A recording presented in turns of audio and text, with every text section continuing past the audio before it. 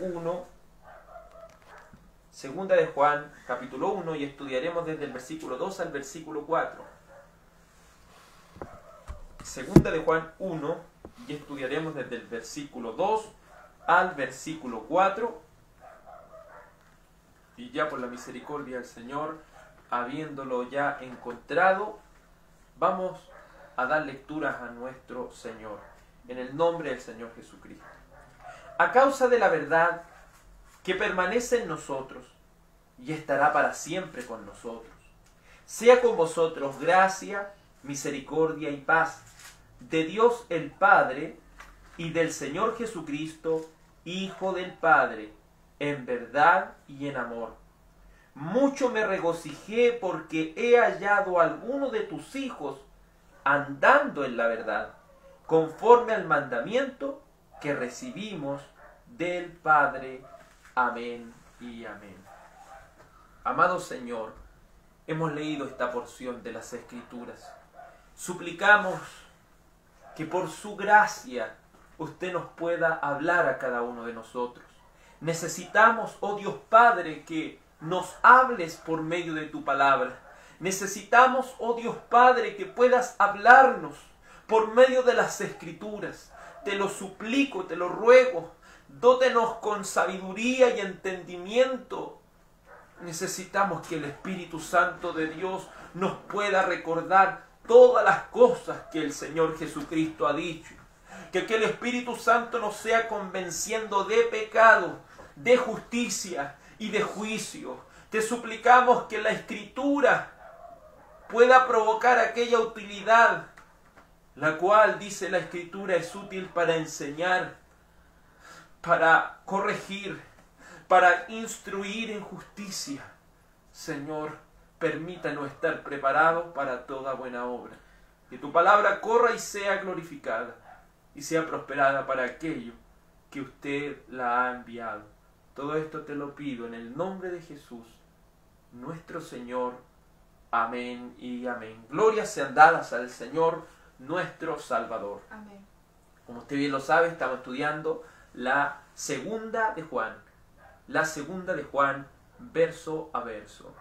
Lo hemos dicho anteriormente, esta es una correspondencia, esta segunda de Juan es una correspondencia personal entre el apóstol, un anciano ya, y la palabra anciano aquí no denota un hombre, cierto, que estaba a cargo de la iglesia, aunque Juan sí lo estaba, pero él, como con confianza, dice: soy una persona ya de avanzada edad, la cual le escribe en esta correspondencia privada a la señora elegida. Una señora, literalmente una señora, si leemos de manera, cierto, la escritura como fue escrita. Esta era una mujer que le prestaba hospitalidad a aquellas personas que predicaban el Evangelio de Cristo. Y Juan quiere advertir, si bien en la primera de Juan él lo advirtió como en una carta universal, quiere por medio de esta pequeña epístola predicarle de manera particular a una persona. Quiere todo lo que dijo en la primera de Juan colocarlo de manera aplicativa en una situación que estaba pasando con esta señora. Entonces vimos que, como toda carta, cuando hablamos de una carta, tiene un remitente, se lo podemos decir, tiene un emisario, alguien que emite el mensaje, alguien que recibe el mensaje. La carta, como lo era el estilo romano, tiene una salutación, tiene también, cierto, una despedida final, y tiene un desarrollo el cual se va expresando desde el versículo 4 al versículo 11. Entonces vamos viendo por medio de las Escrituras, en este contexto, dice: el anciano, la señora elegida y a sus hijos, a quienes yo amo en la verdad, y no solo yo, sino también todos los que han conocido la verdad. Cuando amamos a los hermanos, y si hay algo que nos une con cada uno de ellos, es el amor por la palabra de Dios. No es el amor por una taza de té, no es el amor por alguna cosa en la vida, no es amor, un mero sentimentalismo. Estamos hablando de amor en su máxima expresión.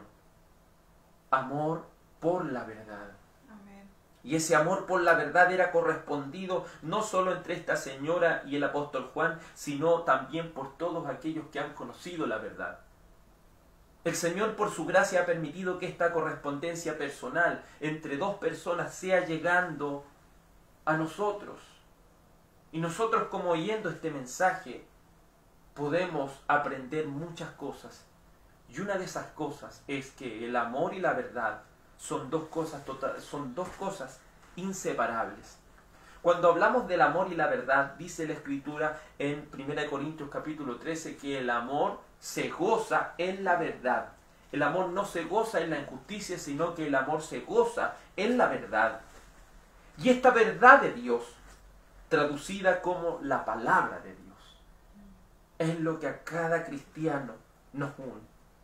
Si hay lazos sanguíneos entre familiares, nuestro lazo sanguíneo de manera espiritual o de manera metafórica, si lo podemos decir, es que debe correr por nuestro ser la palabra de Dios. Y eso es lo que nos hace hermanos en la común fe, en el Evangelio de Cristo.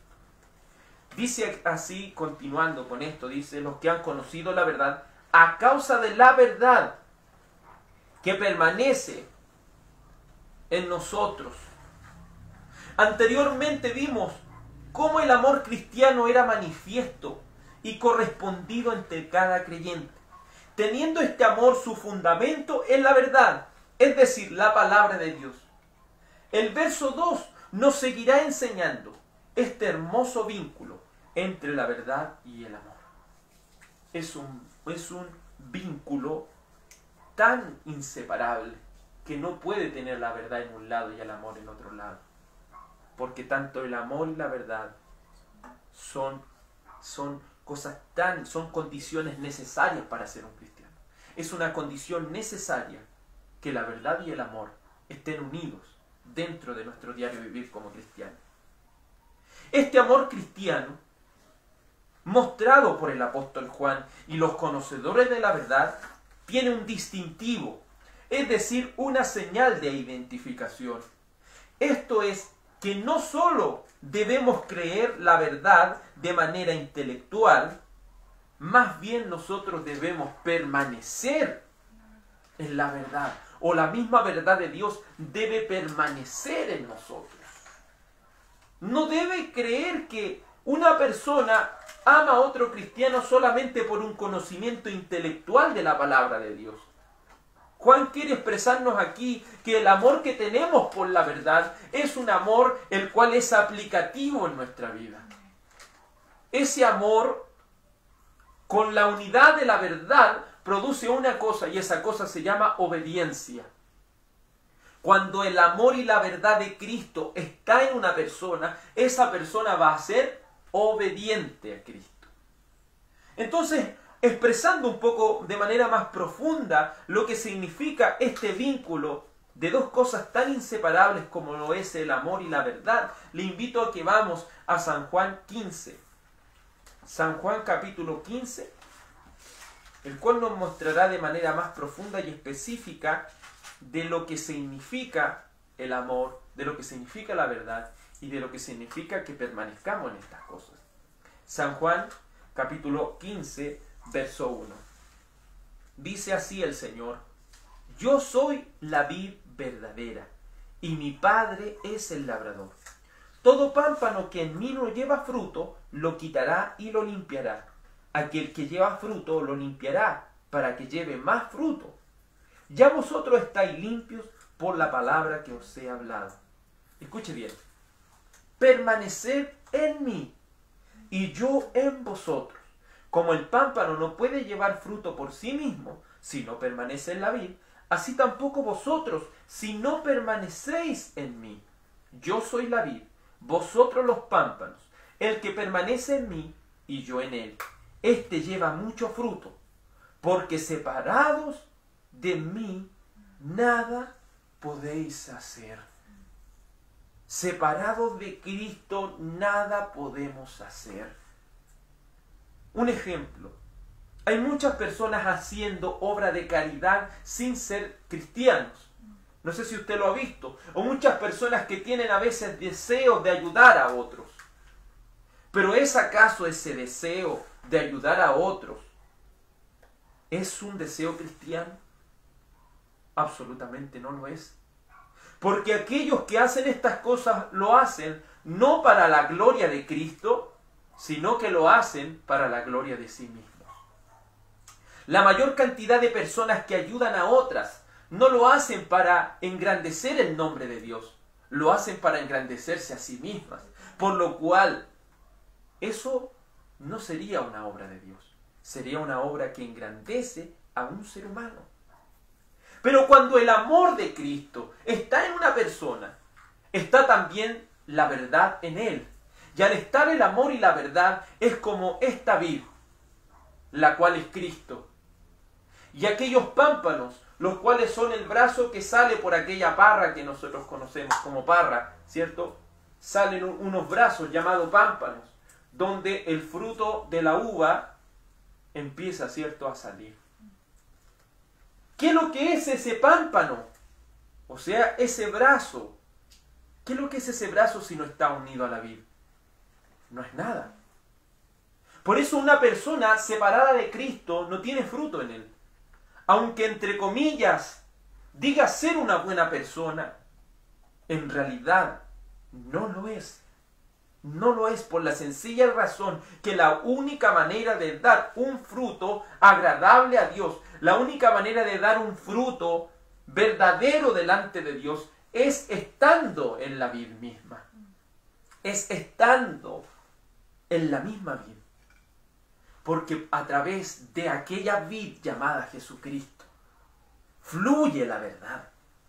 Así como la savia fluye en un árbol y por cada una de sus partes, así la verdad misma fluye de Cristo hacia sus pámpanos, produciendo fruto real y agradable.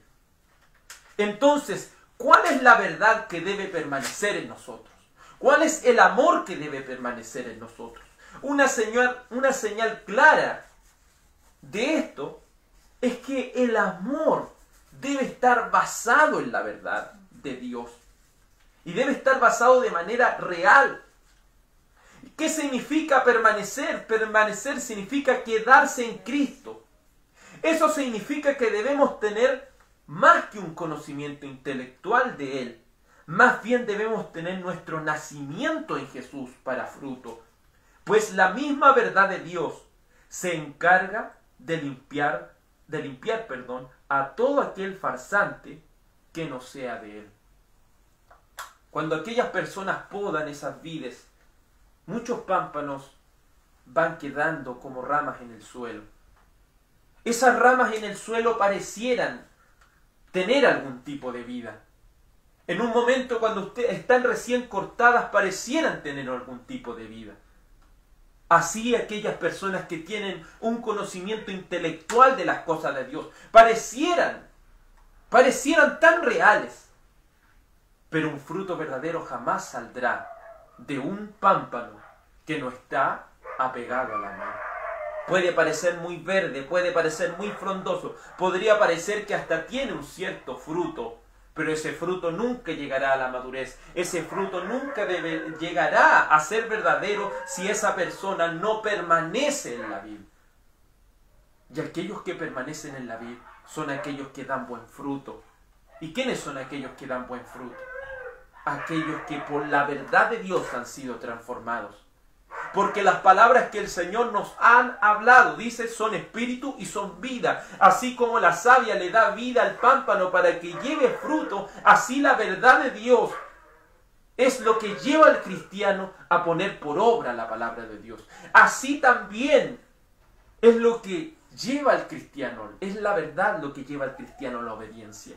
Por eso usted nunca le podrá pedir a un mundano que sea obediente a la palabra de Dios. Porque alguien que está en el mundo no tiene esa capacidad, porque no está en la vid. Porque la vid no es la que lo nutre de esta verdad que tiene como resultado la obediencia a Dios. Aquellos que llevan fruto lo hacen porque están en la vid.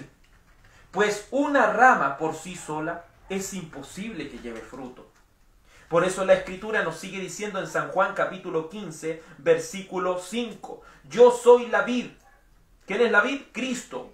Vosotros los pámpanos. El que permanece en mí y yo en él, éste lleva mucho fruto, porque separados de mí, nada podéis hacer. Separados de Cristo, nada podemos hacer. Porque la verdad jamás estará en nosotros. La verdad jamás estará en nosotros si no permanecemos en Cristo.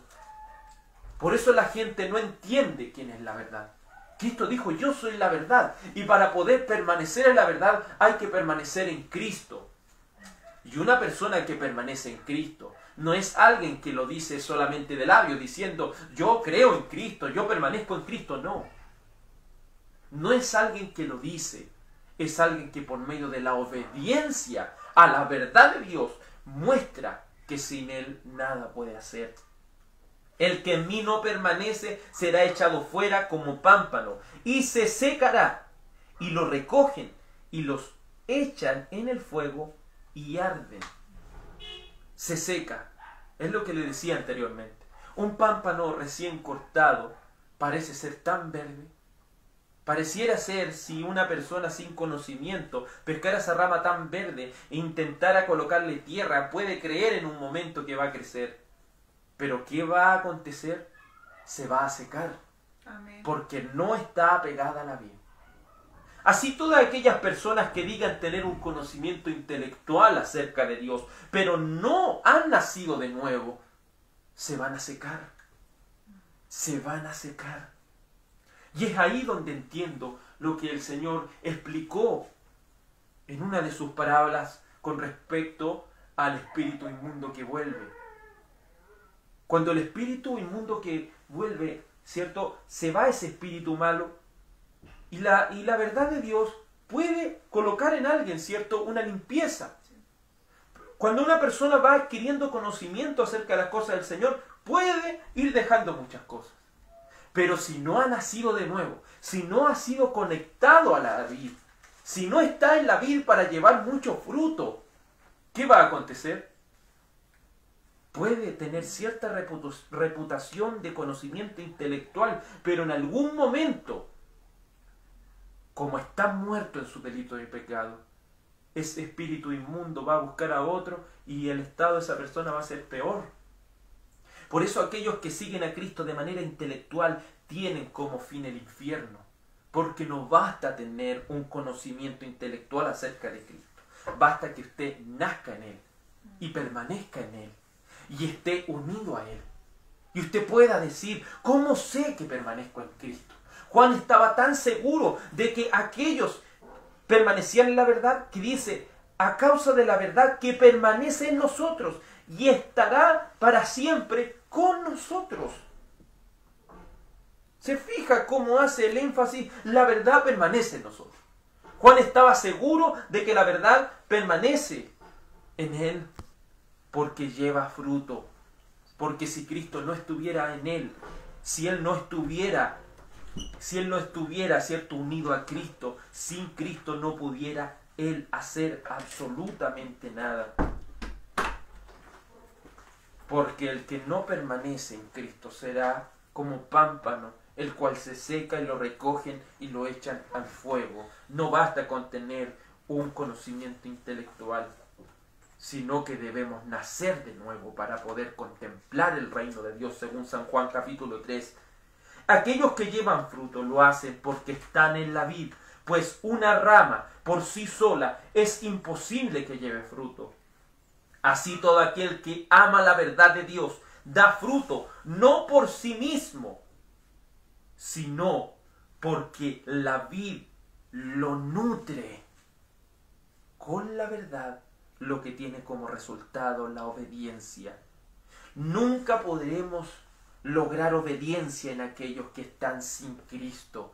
Nunca podremos tener una real obediencia en personas que no tienen a Cristo. Porque para ser obedientes a Él, el Espíritu Santo de Dios tiene que estar en la persona. Por eso, y debe entender la otra parte, ¿qué es ser lleno del Espíritu Santo? Es ser lleno de la palabra. Y alguien que es lleno de la palabra va a producir obediencia. Va a producir por sí sola obediencia, no para ganar el favor de Dios, sino para mostrar que Dios está obrando en él, sino para mostrar que verdaderamente está apegado a esta vid llamada Jesús, la cual nos nutre con esa palabra. Luego dice, sea con a causa de la verdad que permanece en nosotros y estará para siempre con nosotros. Aquí utiliza un absoluto. Cuando alguien está aferrado a la verdad de Dios y la verdad de Dios fluye en amor por medio de esa persona produce mucho fruto. Y no por un cierto tiempo, sino para siempre.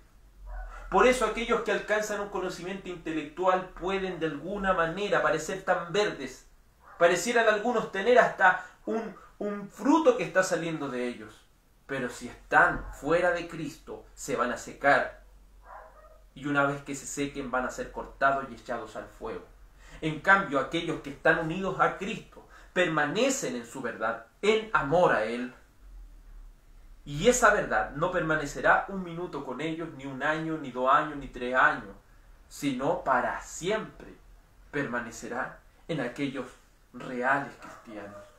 Por eso podemos ver cuántas personas se acercan a Cristo, cuántas personas dicen hacer una profesión de fe, cuántas personas dicen haberse bautizado, cuántas personas dicen pertenecer a alguna congregación evangélica. Pero ¿cuántos de ellos verdaderamente permanecen unidos a Cristo? ¿Cuántos de ellos verdaderamente han nacido de nuevo? ¿Y por qué hay tanta deserción? ¿Por qué hay tantas personas que se alejan de los caminos de Dios? Una vez llegando, pasan 2 o 3 años, 5 años y se alejan. ¿Por qué? La palabra que dice, aquellos que permanecen en la verdad permanece siempre en ellos. Ellos siempre permanecen en Cristo. Es decir, nunca fueron de Cristo. No hay términos medios en los caminos de Dios. Si eres de Cristo, la verdad de Él va a permanecer siempre en ti. Si Cristo no está en ti, la verdad nunca ha permanecido en ti, aunque hayas adquirido algún conocimiento intelectual de las cosas.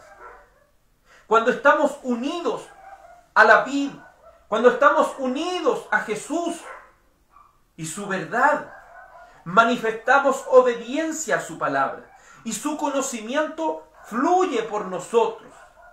Y esta verdad no está de paso en los genuinos creyentes, más bien está para siempre en ellos y será prueba clara de su conversión.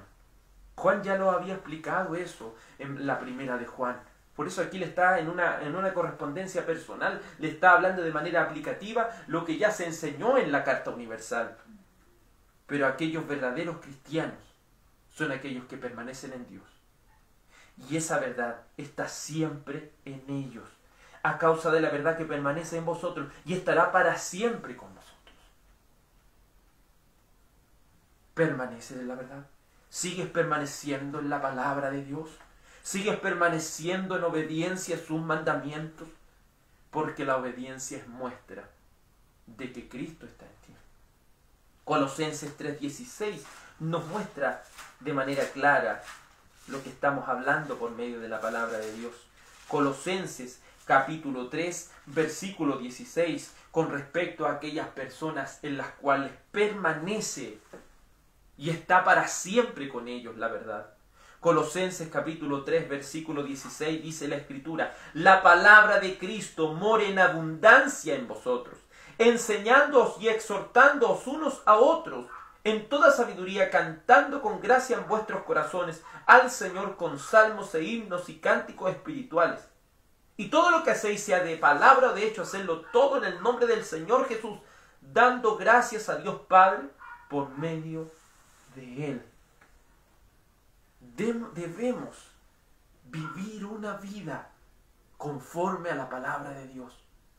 Cuando la verdad de Dios permanece en nosotros, la palabra de Cristo ineludiblemente va a morar en abundancia en nuestras vidas.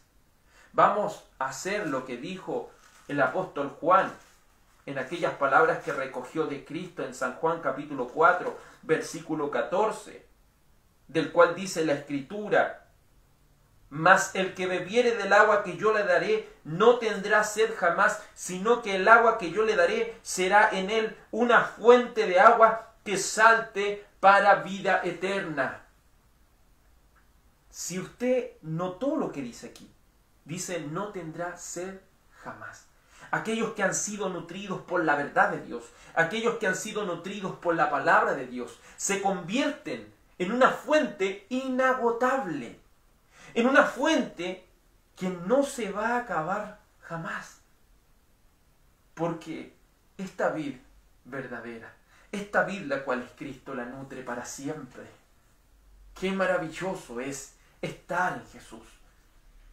Pero una cosa, si algo aprendimos de lo que leímos en San Juan capítulo 15 sobre la vid, ¿qué es lo que corta a un pámpano que nos sirve de la misma vid? ¿Qué es lo que lo corta? La verdad. Es decir, la misma palabra de Dios. La misma palabra de Dios va a ir cortando a todos aquellos que no son de Él. Por eso no creemos en esa falsa doctrina del libre albedrío que dice que algunas personas están en Cristo y aún estando en Cristo pueden rehusar estar en Él. Eso es imposible. O estás en Cristo o nunca has estado en Él. Porque quien se encarga de quitar los pámpanos no son los pámpanos por sí mismos, porque los pámpanos no tienen la capacidad ni siquiera de cortarse de la vid, sino que la misma verdad es la que los corta. La misma verdad de Dios es la que va sacando a todos aquellos que tienen un conocimiento intelectual pero no han nacido de nuevo, a causa de la verdad que permanece en nosotros. Y estará para siempre con vosotros. Estará para siempre. Estará para siempre con vosotros. Esta palabra, esta fuente inagotable va a estar para siempre en usted si está verdaderamente apegado a esta vida. Luego esta salutación la sigue diciendo: sea con vosotros gracia, misericordia y paz de Dios Padre y del Señor Jesucristo, Hijo del Padre, en verdad y en amor. Todo lo que hemos estado hablando de la verdad y el amor es algo que se entrelaza, es algo que es una condición necesaria. No podemos decir amamos a los cristianos, pero no creo en la Biblia. Eso es imposible. Si usted ama a los cristianos, lo ama porque ellos aman la Biblia, aman la palabra de Dios, porque el amor y la verdad son dos cosas inseparables. Entonces, no podemos en ninguna manera pretender tener amor sin la verdad, y ni nunca podemos pretender tener la verdad sin el amor de Cristo. Sea con vosotros gracia, misericordia y paz de Dios Padre y del Señor Jesucristo, Hijo del Padre, en verdad y amor. Qué hermoso deseo del apóstol, el cual de todo corazón quería que la gracia de Dios estuviera con ellos. Y cuando hablamos de la gracia de Dios, estamos hablando de ese favor que usted y yo no merece. Está hablando de ese favor inmerecido e inmérito que el Señor nos ha dado. Y cuando hablamos de gracia, no hablamos de que los únicos que han recibido gracia son los seres humanos, sino que también han recibido gracia aquellos ángeles de Dios. Esos ángeles que no se rebelaron en contra del Señor, los cuales por gracia de Dios no cayeron en aquella confusión hecha por el diablo. Entonces, si usted se da cuenta, la gracia actúa en grandes aspectos, actúa de manera electiva. Porque el Señor, por su gracia, ¿qué hace? Elige. El Señor, por su gracia, elige a las personas, como dice el libro de Romanos, dice, antes de que ellos hicieran bien o hicieran mal. para que así el propósito de la elección no se cumpliese por las obras, sino por el que llama. Este llamamiento santo el Señor lo hace por gracia. Lo hace como un favor que a usted le está haciendo, que a mí me hace, de una manera inmérita. De una manera que ni siquiera podemos lograr algo para hallar gracia. Porque todos los hombres estaban determinados para condenación en Génesis capítulo 6.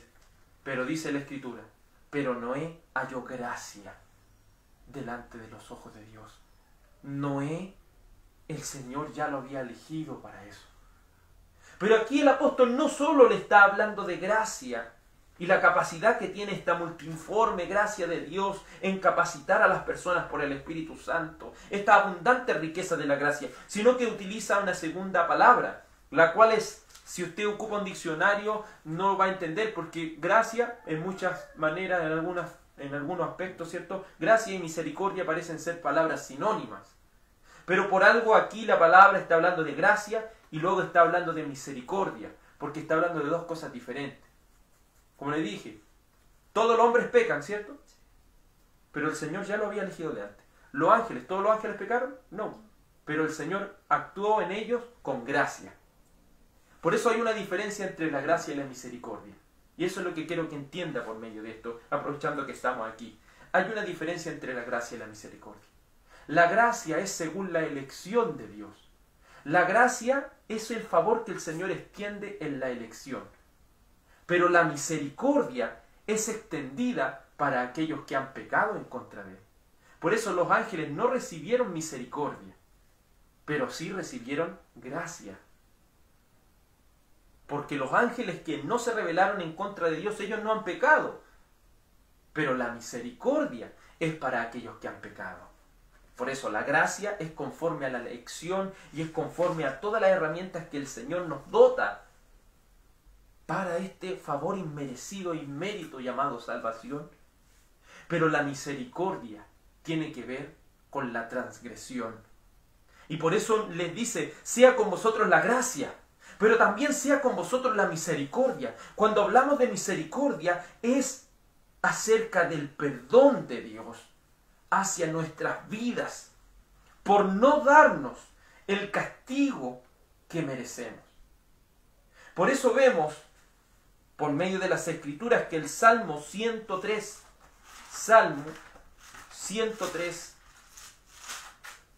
versículo 10, dice así la palabra del Señor con respecto a la misericordia. No ha hecho con nosotros conforme a nuestras iniquidades, ni nos ha pagado conforme a nuestros pecados. Porque como la altura de los cielos sobre la tierra, engrandeció su misericordia sobre los que le temen. La misericordia tiene que ver con el perdón que el Señor ha hecho de nuestra transgresión. En cambio, la gracia es algo que viene anteriormente a la misericordia, porque la gracia fue manifiesta antes de nuestras obras. La gracia fue manifestada antes de lo que nosotros hiciéramos. Pero la misericordia viene por medio del perdón. ¿Entiende entonces la diferencia? La gracia es en la elección y la misericordia en la transgresión. Por eso los ángeles no recibieron misericordia. ¿Por qué? Porque el Señor no les dio a ellos la misericordia en el sentido de morir por los ángeles. El Señor no murió por aquellos ángeles que pecaron y se fueron tras el enemigo. El Señor no les extendió misericordia. Si usted nota y lee, a ellos no les extendió misericordia, pero a los ángeles les extendió gracia porque eligió a ángeles, los predestinó para que no se rebelaran junto a aquellos que se rebelaron y se fueron con el diablo. Pero el Señor no solo ha tenido misericordia con nosotros, no solo ha tenido gracia con nosotros, sino que el Señor también ha tenido misericordia. ¿Por qué? Como le dije anteriormente, en su gracia nos eligió. Pero, ¿qué sucede con nuestra culpa? Porque una vez que nosotros vivimos, empezamos a pecar. Una vez que nosotros nacimos pecadores. Pero ahí fue cuando el Señor nos tocó con su misericordia. Y dice el Salmo 103, verso 10, Tú eres, 103 verso 10 dice, no has hecho con nosotros conforme a nuestras iniquidades, ni nos has pagado conforme a nuestros pecados. Porque como la altura de los cielos sobre la tierra, engrandeció su misericordia sobre los que le temen. El Señor ha engrandecido su misericordia. El Señor ha engrandecido su misericordia. Y si usted nota lo que la Escritura ya nos ha enseñado en el libro de Romanos, y dice que el Señor tendrá misericordia de quien quiera tener misericordia. Porque la misericordia del Señor es algo que ha salido desde su corazón. Es algo que Él ha querido hacer. No solo en esta salutación tan hermosa, Juan pide que la gracia de Cristo sea con ellos y que la misericordia sea con ellos, sino que también sea la paz de Dios en ellos. Porque un texto muy conocido por nosotros en Romanos 5, versículo 1 dice, justificados pues por la fe, tenemos paz para con Dios, por medio de nuestro Señor Jesucristo. Para que esa misericordia sea efectiva, Dios tiene que complacer la justicia. Para poder tener misericordia, Dios tiene que pagar la justicia. Y aquella justicia fue complacida por medio de Cristo. Para que aquellos que han sido alcanzados por la gracia y la misericordia de Dios alcancen la reconciliación, alcancen la paz para con Dios. Por eso dice, justificados pues por la fe, tenemos paz para con Dios. Somos declarados justos por medio de la fe en la verdad. Por medio de la fe en Cristo somos declarados justos delante de Dios. Y esta justicia trae que haya paz para con Dios. Porque el hombre y Dios está enemistado con el hombre. Pero por medio de Cristo, los escogidos de Dios han sido acercados a Él. Aquellos escogidos de Dios, el Señor ha expiado sus culpas, ha limpiado sus pecados, les ha purificado. Por eso es tan hermoso. Sea con vosotros la gracia en la elección, la misericordia en aquel pecado perdonado y la paz en aquella reconciliación. Y estas cosas no vienen de una persona de esta tierra, quien ha extendido tanto su gracia como su misericordia y su paz. No es la iglesia, no es las personas que las constituyen, sino que es Dios. Es Dios. Por eso aquí dice de manera tan clara, de Dios Padre. Nosotros no necesitamos la gracia de los hombres, nosotros no necesitamos la misericordia de los hombres, no necesitamos la paz de los hombres cuando hablamos de nuestra separación que existe con Dios. Porque hay una separación por medio del pecado. Sino que el único que puede reconciliarnos y darnos esta gracia y esta misericordia y esta paz es Dios Padre. Y no solo Dios Padre, sino el Señor Jesucristo, y como dice la palabra, Hijo del Padre. ¿Qué quiere decirnos esto? Esta última parte nos muestra que la verdad y el amor se cumplen en esta relación tan hermosa entre el Padre y su Hijo. ¿Quiénes son los gestores de lo antes mencionado? ¿Quiénes son los gestores de la gracia, misericordia y la paz? Dios Padre y el Señor Jesucristo, Hijo del Padre. ¿Por qué? Porque aquellos que han logrado la gracia, la misericordia y la paz lo han hecho por medio de lo que dice San Juan 3:16. Porque de tal manera amó Dios al mundo que ha dado a su Hijo unigénito. Dios Padre ha dado a su Hijo unigénito. Ha entregado lo que más ama. Por eso el amor y la verdad son cosas tan inseparables. Porque cuando Dios extiende su amor, lo debió hacer en verdad, cumpliendo lo establecido de su palabra. Porque Él no puede perdonar a alguien y decir yo te perdono y listo. No. Hay que complacer la justicia. Y para que seamos perdonados, alguien tiene que pagar aquella culpa. Por eso damos gracias a Dios por Jesucristo, Señor nuestro. Porque este amor que hay entre el Padre y el Hijo, ese amor tan grande que hay entre ellos, es ese nacimiento que hay entre el amor y la verdad, el cual ha sido extendido en su gracia, en su misericordia y en aquella paz. Por eso el amor y la verdad son algo que fluyen del mismo Dios eterno, del único Dios eterno, es donde fluye este amor y la verdad. Y por eso podemos entender cómo ese amor y esa verdad producen obediencia en sus hijos verdaderos. Porque si eso proviene de la misma vid, ¿cuánto más va a ser con aquellos pámpanos de los cuales se da aquel fruto? Así extendió él su gracia, la cual contribuyó a tener misericordia y posteriormente a alcanzar la paz para con Dios. Todo esto es mediante la inseparable verdad y amor. Veamos la aplicación de esto en el desarrollo de la carta. Y dice, parte así, Juan, porque ya hemos visto la salutación, ahora vamos a ver el desarrollo de la carta. Dice, mucho me regocijé, porque he hallado a alguno de tus hijos andando en la verdad, conforme al mandamiento que recibimos del Padre. ¿Se fijan la importancia de esto? Dice, el amor, ¿en qué se goza? El amor, según 1 Corintios capítulo 13, el amor de Dios se goza en la verdad. ¿Y qué dice Juan? Mucho me regocijé, porque he hallado a alguno de tus hijos andando en la verdad.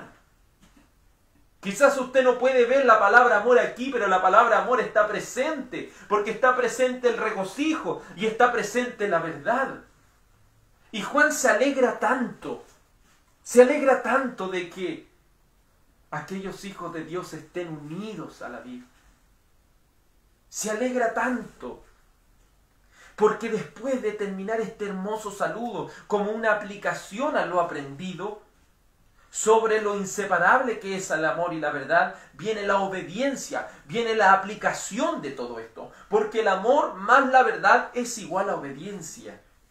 Su amor es tan inseparable con la verdad, que habitaba en ellos, que produjo regocijo, una alegría muy grande en Juan. ¿Sabe por qué Juan se alegraba? Por todo lo que hemos estado diciendo en estas dos partes de San Juan, en lo que se ha centrado. Recuerde que la palabra verdad se repite muchísimo, muchísimo en estos versos y en este libro. ¿Por qué produce esa alegría? ¿Por qué usted podría tener alegría? ¿Por qué usted podría regocijarse? Usted debe alegrarse cuando nuestros hermanos y hermanas en la fe andan en la verdad. Amén. Porque cuando usted los ve ser obedientes a la palabra del Señor, usted puede darse cuenta de que son verdaderos hijos del Señor.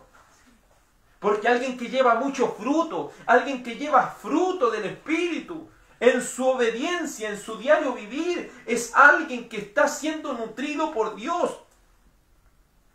Entiéndase que es Dios quien está obrando en ellos. Es Dios quien está haciendo todas esas cosas en ellos. Por eso Juan se regocija, Juan se alegra de que estas personas practiquen esta verdad. Amén. Por eso la obediencia es la prueba de que una persona permanece en Dios. La obediencia es la prueba de que una persona tiene al Espíritu Santo en su vida. La obediencia es una prueba indubitable de que una persona permanece en Dios y Dios permanece en él. Por eso, en este consejo que Samuel le daba a Saúl, en 1 Samuel 15:22 le dice Samuel a Saúl, el obedecer es mejor que los sacrificios y el prestar atención que la grosura de los carneros. La obediencia es mejor que todo sacrificio que una persona puede hacer. Porque hay cuántas personas arrodillándose a un mono de yeso en esos tiempos de que tienen que pagar manda, es cierto, de rodillas, a veces kilómetros y kilómetros, personas haciendo lo uno y lo otro para pagar una cierta manda. Pero la verdad de todas las cosas es que la obediencia es lo más importante para un cristiano. Porque el Señor lo dijo en el Evangelio según San Juan. Si ustedes me aman, van a guardar los mandamientos. ¿Y ahí qué están los mandamientos? ¿Qué es lo que es los mandamientos? La verdad. Por eso el amor y la verdad es inseparable. Si usted ama a sus hermanos, lo ama conforme a la palabra de Dios. Si usted ama a Dios, lo ama conforme a su verdad. Nótese lo claro que es esto. Por eso la palabra del Señor en Romanos 16:9. Romanos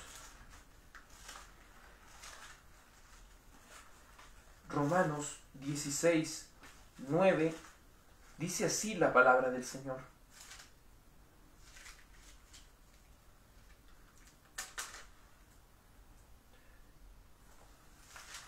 Romanos, un poquitito se me traspapeló este texto.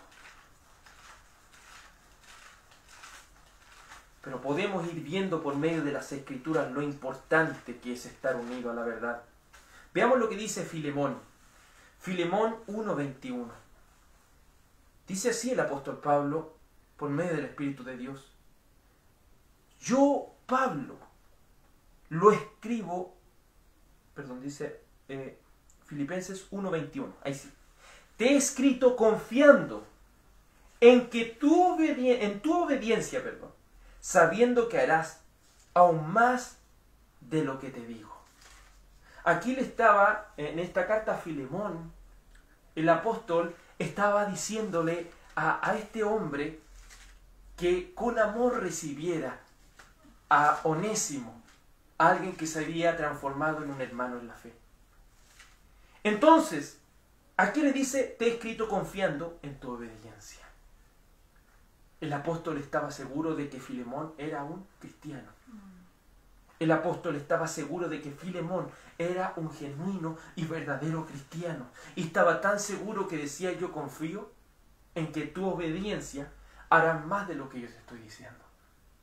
Porque aquí el apóstol no le está diciendo cosas humanas, no le está diciendo cosas que no están en la verdad. Le está diciendo las cosas amparadas en la palabra de Dios. Por eso esa relación tan inseparable entre el amor y la verdad. Y hay tantas personas cantando que aman a Dios. Hay tantas personas diciendo con sus labios que aman a Dios. Y muchos de nosotros decimos eso. Pero debiéramos primero preguntarnos, ¿estamos obedeciendo a Dios? ¿Permanecemos en esta vida? ¿Es acaso el amor y la verdad algo inseparable en nuestro diario vivir? Porque Dios se regocija, así como Juan, de aquellos que practican la verdad, de aquellos que ponen por obra la palabra de Dios. Es así, querido hermano y hermana. Mucho me regocijé porque he hallado a alguno de tus hijos andando en la verdad, conforme al mandamiento que recibimos del Padre. Esta obediencia al Padre, esta obediencia a Dios, no es algo que los hombres inventaron, es algo que Dios mismo ha plasmado en el corazón de aquellos que han nacido de nuevo. Porque la obediencia es algo que está en el corazón de los que han nacido de nuevo. Es algo que permanece en ellos. Es tan importante entender esto. Porque la palabra del Señor en Romanos capítulo 12,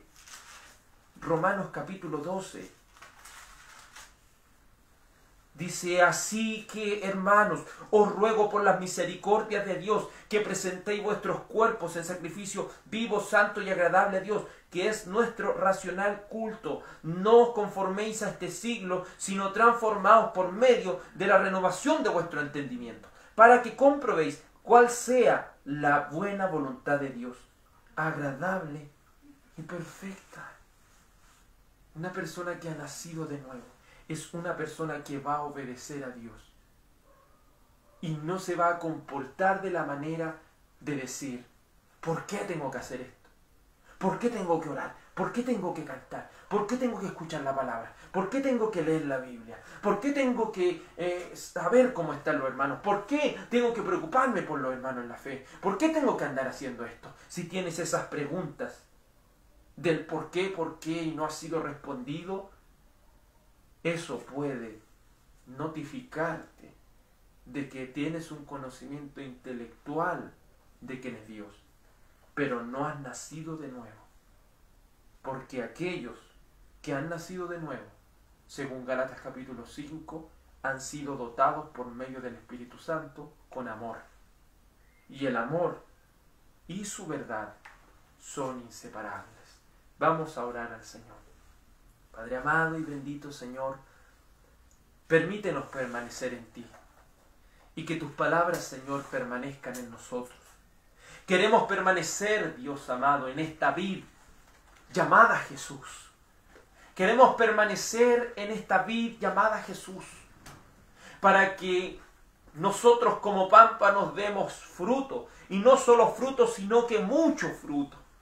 Que nuestro diario vivir sea una clara evidencia de que somos verdaderos cristianos. Nos alegramos tanto cuando hermanos y hermanas en la fe, en su diario vivir, ponen por obra la palabra de Dios. Nos alegramos tanto cuando podemos obedecer al Señor. Y cuando sus mandamientos no son algo grave, no son algo que es inaceptable para nosotros, sino que es algo que por muy difícil que sea, lo haremos por amor a Dios. Que por amor a Dios podamos servirle. Que por amor a Dios podamos vivir nuestras vidas para la gloria de Dios. Porque hemos sido creados para llevar la gloria de Dios. Hemos sido creados para glorificar a Dios en nuestro diario vivir, para mostrar en nuestra vida diaria que Dios nos ha transformado, para que nuestros compañeros de trabajo puedan ver que el Señor Jesucristo está morando en nuestros corazones y que su verdad está fluyendo de nuestro ser, para que nuestras familias puedan entender y puedan ver la evidencia de que el Espíritu Santo está morando en nosotros porque nos ha transformado, nos ha dado una nueva vida.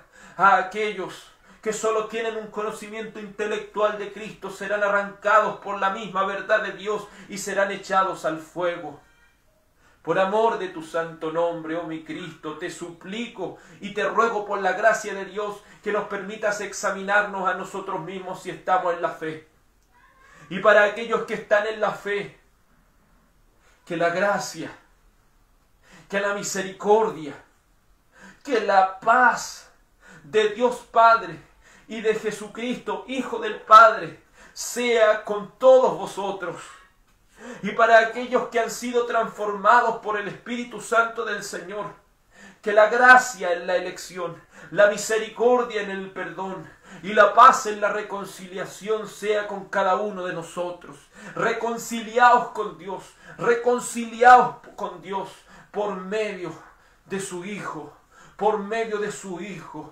quien por su misericordia ha permitido que el Espíritu Santo de Dios esté dentro de nosotros por medio de la verdad y el amor, produciendo fruto en cada uno. Que el producir fruto en obediencia sea el regocijo más grande en nosotros y sea la verdad de Dios lo que nos una a cada uno. Te lo suplico, Señor amado, permítenos amar tus mandamientos, permítenos, Señor, atesorarlo en nuestro corazón. Te lo suplico, que la gracia, la misericordia y la paz de Cristo sean cada uno de nosotros. Amén y amén. Gracias, Señor. Que el Señor nuestro Salvador les bendiga. Gracias, Señor.